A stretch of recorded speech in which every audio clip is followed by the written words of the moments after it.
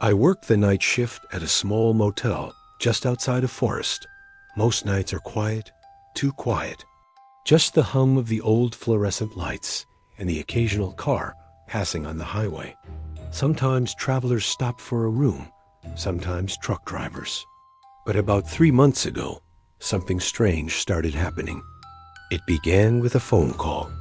It was around 2:17 in the morning when the phone at the front desk rang. I remember the exact time because the clock above the counter flickers slightly every minute. I picked up. No one spoke. At first, I thought the line had disconnected. Then I heard breathing slow, heavy, like someone standing right next to the phone. "Hello?" I said. The breathing stopped instantly. Then the line went dead. I checked the caller ID.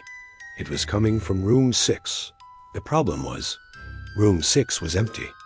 I had cleaned it myself earlier that evening. I grabbed the master key and walked down the hallway. The corridor lights buzzed faintly above me as I stopped outside the door.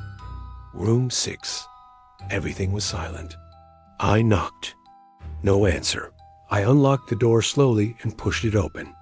The room was exactly how I left it. Bed made, bathroom light off, no one inside. But the phone on the nightstand was lying on the floor. I picked it up and placed it back. That's when I noticed something that made my stomach drop. The bed sheets were slightly wrinkled, like someone had been sitting there watching the door. I told myself I was imagining things and went back to the front desk, but the phone rang again. 2:26 a.m. Same room. Room 6. I stared at the phone for a few seconds before answering. "Hello?" Silence. Then a whisper not through the phone, but behind me, right next to my ear. "Don't turn around." My blood went cold because the motel door was locked and the security camera monitor in front of me showed the entire lobby. I was completely alone. Or at least, I thought I was. The whisper continued, soft and barely audible. "Stay looking forward." I couldn't breathe. My eyes slowly moved to the security monitor. That's when I saw it.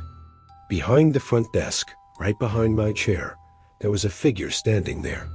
The camera showed a tall shape, thin and wrong somehow, leaning slightly toward me. Its head was tilted like it was studying me. But when I looked over my shoulder, nothing was there.